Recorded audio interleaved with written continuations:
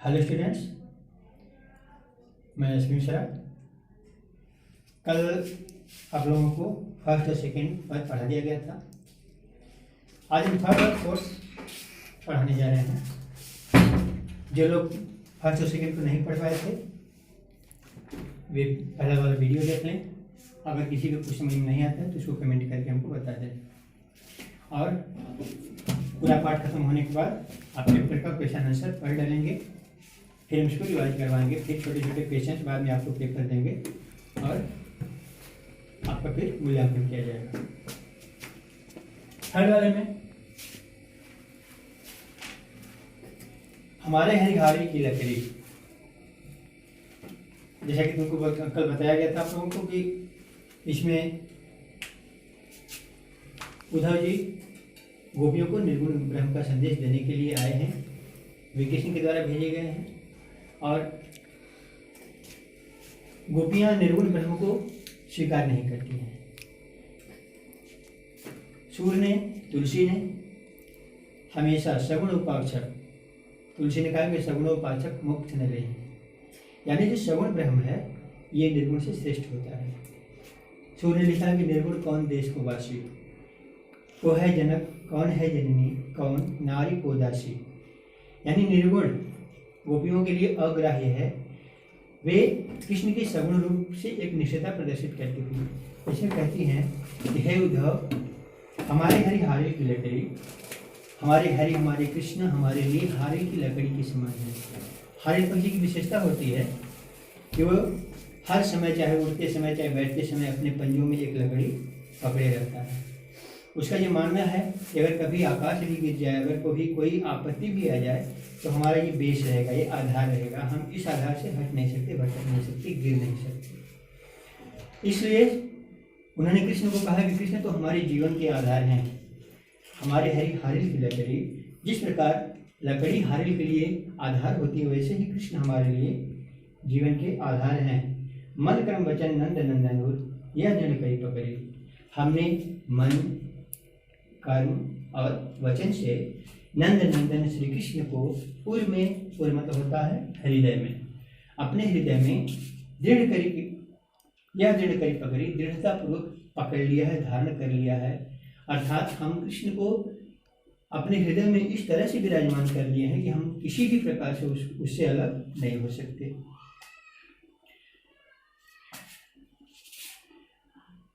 जागत सोवत स्वप्न दिवस निशी कान पान जे करी।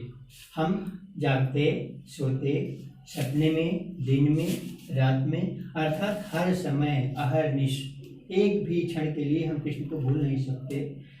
हम कान कान जकरी, हमारा मन, हमारी आत्मा, हम हमेशा कृष्ण कृष्ण रटते रहते हैं, जपते रहते हैं। जकरी मतलब होता है जपना, रटना। मतलब हम अपने जीवन के किसी भी समय में, सोते, जागते, रात में, दिन में, कभी भी कृष्ण को भूलते नहीं, हमेशा उसका ध्यान करते रहते हैं। सुनत योग लागत है ऐसो जब करवी ककरी। हे उद्धव, हमें आपका ये योग का संदेश सुन करके ऐसा लगता है जैसे कड़वी ककड़ी। कड़वी ककड़ी तीखी ककड़ी होती है जो मुंह में जाने पर पूरे मुंह का स्वाद बदल देती है, मन बिगाड़ देती है। गोपियाँ कहती हैं कि ये उद्धव, आपका ये योग का संदेश सुन करके हमारा तो जैसे मन ही बिगड़ गया। हमारे लिए ये योग का संदेश कड़वी ककड़ी के समान अग्राह्य है, अग्रहणीय है। सुतो व्याधि हमको ले आए, देखी सुनी न करी। हे उद्धव, आपने तो हमारे लिए ऐसा व्याधि, व्याधि मतलब होता है रोग, ऐसा रोग हमारे लिए ला दिया है जिसे हमने आज तक न कभी देखा है, न सुना है और न ही भोगा है। देखी सुनी न करी, यह तो सूर्य तिन्हीं ले सको जिनके मन चकरी। गोपियाँ कहती कि उद्धव जी, यह अपना योग का संदेश आप उसी को लेके जाके सुनाइए जिनका मन चक्री की भांति घूमने वाला होता है, बदलने वाला होता है, चक्रित होता है, जो हमेशा परिवर्तनशील होता है। ऐसे व्यक्ति के सामने आप अपने निर्गुण का उपदेश दीजिए। कृष्ण तो हमारे हृदय में इस तरह बस गए हैं कि हमें उनको एक क्षण के लिए भी दूर करना संभव नहीं है। ठीक है, इसमें प्रेम की बहुत ही सुंदर व्याख्या की गई है। सगुण उपासना की निर्गुण उपासना पर उसको अधिक बल दिया गया है। थोड़ा हरि है राजनीति करिए। गोपियां कहती हैं वे किसी के द्वारा भेजे गए उद्धव के संदेश को सुन सुन करके बहुत दुखी हो जाती हैं। वे कृष्ण से भी नाराज होती हैं और उद्धव से कहती हैं कि अब ये कृष्ण बहुत राजनीति के बन गया है, अब उसने राजनीति करना सीख लिया है। राजनीति का मतलब होता है सिर्फ अपना स्वार्थ सिद्ध करने के लिए किसी भी रूप में अपने को ढाल लेना। गोपियां कहती हैं कि अब तो ये कृष्ण राजनीति की बन गया है, राजनीति करने लगा है। समझी बात कहत मत करके समाचार सब पाए। और ये बात तो हमने तभी समझ लिया था, मधुकर मतलब भंवरा। पहले ही बताया गया है कि ये भ्रमर गीत का प्रसंग है। भ्रमर गीत का मतलब होता है भ्रमर मतलब भंवरा। इसमें उद्धव को गोपियां भंवरा बताती हैं। तो उसने कहा कि जब यूं ही हमने मधुकर की बात, उद्धव की बात सुनी, समाचार सुना उनसे, त्यों ही हमें ये बात समझ में आ गई है कि अब ये कृष्ण बहुत ही चतुर हो गया है, राजनीति के बन गया है। एक अति चतुर होते पहले ही, एक तो पहले से ही बहुत चतुर था, बहुत तेज था, बहुत चालाक था यह। अब गुरु ग्रंथ पढ़ाए। अब तो मथुरा में जाकर के इसे गुरु ने बड़े बड़े दिव्य ग्रंथों की शिक्षा दे दिया है, बहुत ज्ञान इसको प्रदान कर दिया है। बड़ी बुद्धि जानी जो उनकी जो संदेश पठाए।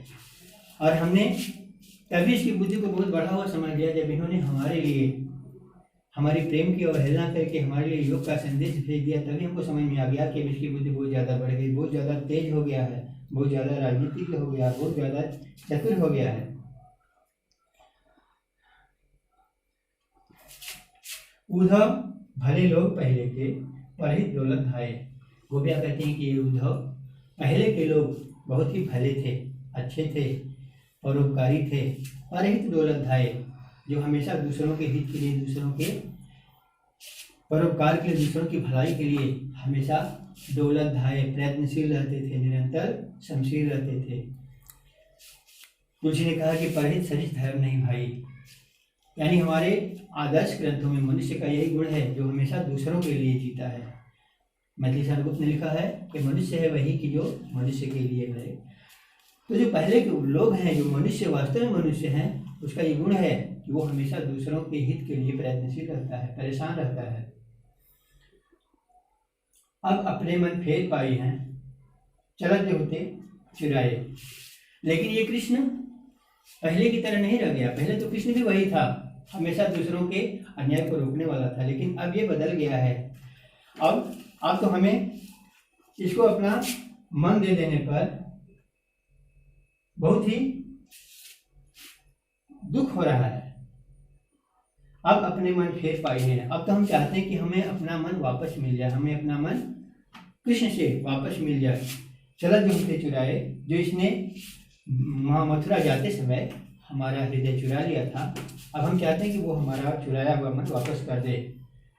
ते के अनित करे अपन जे और अनित छुड़ाए। गोपियां कहती हैं कि वे कभी भी अपनों पर अनित नहीं करते, जो दूसरों की अनित को अनित से बचाते हैं, जो दूसरों को अनित से बचाते हैं, दूसरों को अनित से छुड़ाते हैं, वे अपने पर कभी अनित नहीं करते।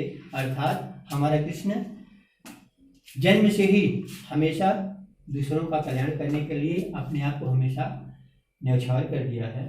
लेकिन आज उसी कृष्ण ने हमारे प्रेम को न समझते हुए हमको योग का संदेश दे दिया है।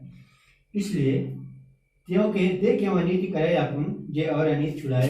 अनित मतलब होता है अन्याय, जो कार्य नीति के विरुद्ध हो, नियम के विरुद्ध हो, वो होता है अनिति। गोपियों ने कहा कि वे कभी भी अपनों पर अनिति नहीं कर सकते, जो दूसरों के अन्याय को का विरोध करते हैं। राजधर्म तो यह है सुर, जो प्रजा न जाए सिताए। गोपियां कहती हैं कि हे उद्धव, राजा का धर्म तो यही होता है जिसमें प्रजा को कभी सताया न जाए, कभी दुख न दिया जाए, प्रजा को कष्ट नहीं दिया जाए। तुलसी ने लिखा है कि यासुराज प्रिय प्रजा दुखारी, सो नृप अवश्य नरक अधिकारी। अर्थात जिस राजा के राज्य में प्रजा दुखी हो जाती है, वो राजा अवश्य ही नरक का भागी होता है। तो राजा का धर्म यही होता है जिसमें प्रजा को कष्ट न दिया जाए। और ये कृष्ण कैसा राजा बन गया है जिसने अब उनकी अपनी गोपियों के लिए उसने हमारे प्रेम का महत्व न समझते हुए हमें योग का संदेश भेज दिया। इसमें भी प्रेम की एक निष्ठा प्रबल दिया गया है। इसमें गोपियों की खींच प्रकट होती है, गोपियों का दुख प्रकट होता है, कृष्ण के प्रति, कृष्ण के अन्याय के प्रति उनका विरोध प्रकट होता है। तो आपका ये 3 और 4 समाप्त हो गया, आपका पूरा चैप्टर समाप्त हो गया। अब आप इसको 1 बार 2 बार 4 बार जब पढ़ना हो पढ़ लीजिए। इसके बाद इसका जो क्वेश्चन आंसर है उसे रिवाइज कीजिए। फिर हम बताए हैं कि अगली बार फिर से इसको एक छोटा सा पेपर मूल्यांकन के तौर पर बताएंगे और उसको आप लोग करके कमेंट करेंगे। Thank you.